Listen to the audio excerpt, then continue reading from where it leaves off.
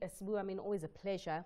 I mean, I was just looking at your turnover growth over the past 5 years, and you know, it's been strong. But then you come to 2017, 2018, and then you see the picture kind of gets messed up because of the marked slowdown in turnover and also profit growth.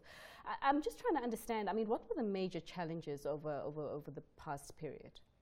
Thank you. I guess the challenges in the economy have been the marked slowdown in the South African market.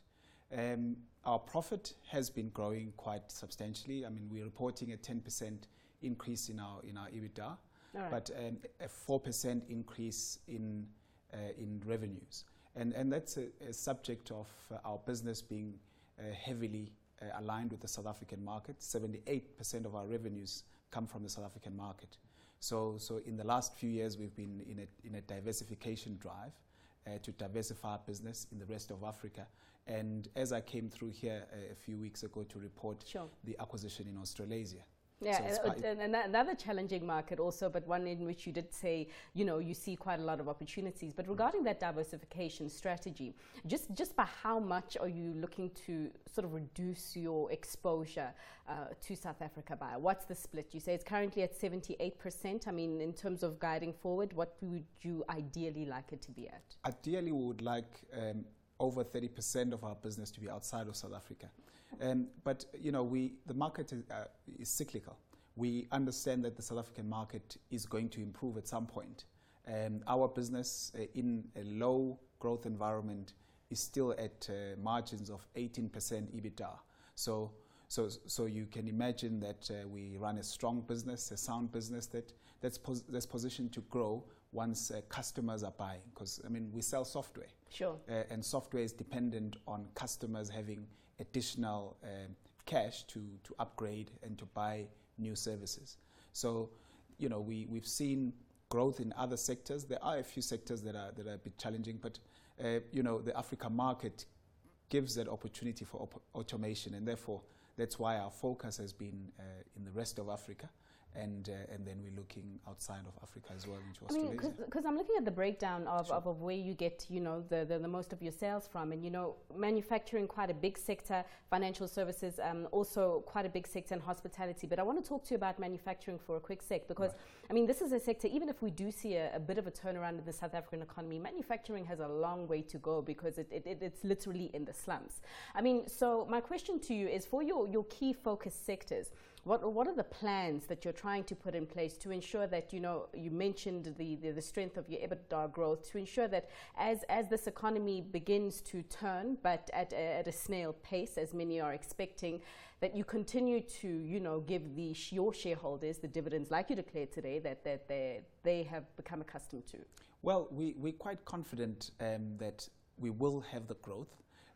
However, the sectors that are growing in South Africa are not the likes of manufacturing, but we have, I mean, our business grew double digit in the manufacturing sector, sure, for example. But, you know, the energy as well as the hospitality sector has been under pressure, but we expect that to change. So we believe we have the right mix, and we're also looking at new markets for our software. But to the extent that the mix is diversified, that's why we're able to have around 58% of annuity revenue. That means our recurring business is getting stronger, and therefore we can, you know, the growth, even though it's 4%, it's at the back of a market that's not growing. So, sure. So we're able to generate business that is similar to last year's levels and above.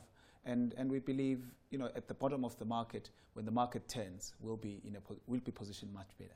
I mean, obviously, as last time we spoke about your recent acquisitions. So you're making quite a number of acquisitions at the same time, though. So, I mean, we've seen concerns being raised around companies that have grown too acquisitively or too aggressively in the acquisition space.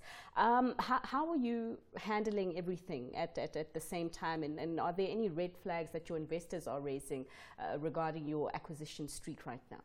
Well, we're quite fortunate that our business is run as a sector-led business.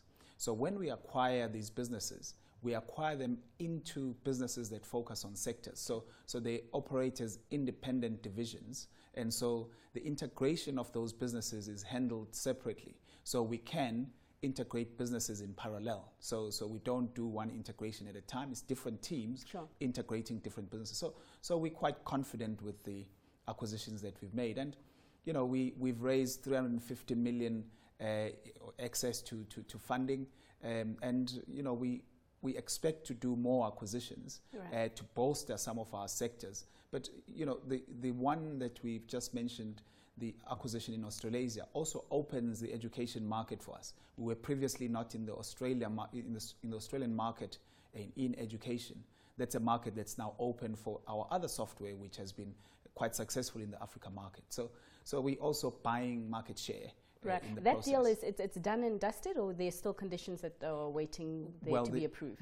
The major CP is really to ensure that the funds are transferred to Australasia. Sure. As you know, we need to get sub-approvals. But to that extent, the deal has been concluded. We've started the integration of the businesses, subject to us ensuring that we get the sub-approval to pay.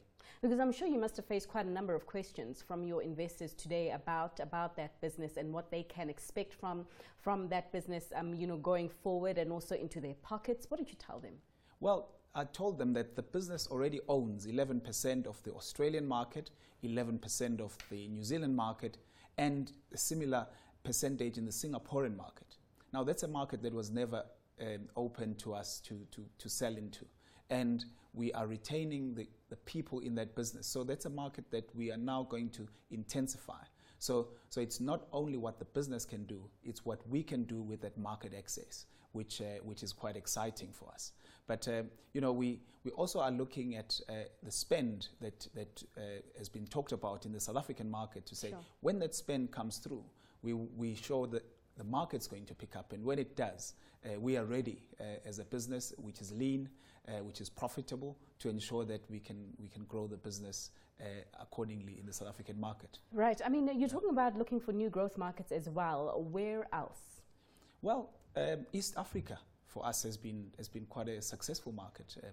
You know, it's growing at a much higher rate than the South sure, African market. Albeit it's a much smaller market, but you know, there we're finding many opportunity to implement new software. But it's also a competitive market. I mean, what product offering are you going there with that differentiates yourselves from existing players there and that makes you guys the company to go to?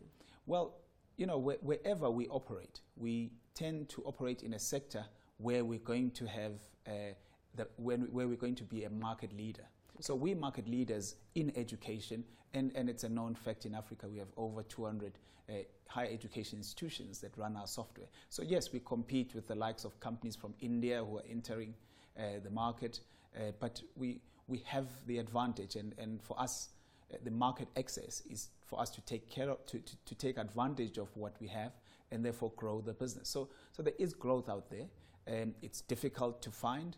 We have to leave South Africa to find it, but we also are hopeful that the South African market will turn at some point, sure, and will show much more growth. I mean, so we're all positive, but just to balance the scale now, sure, what are your biggest concerns about the rest of your 6 months, and you know, how are you planning to deal with them?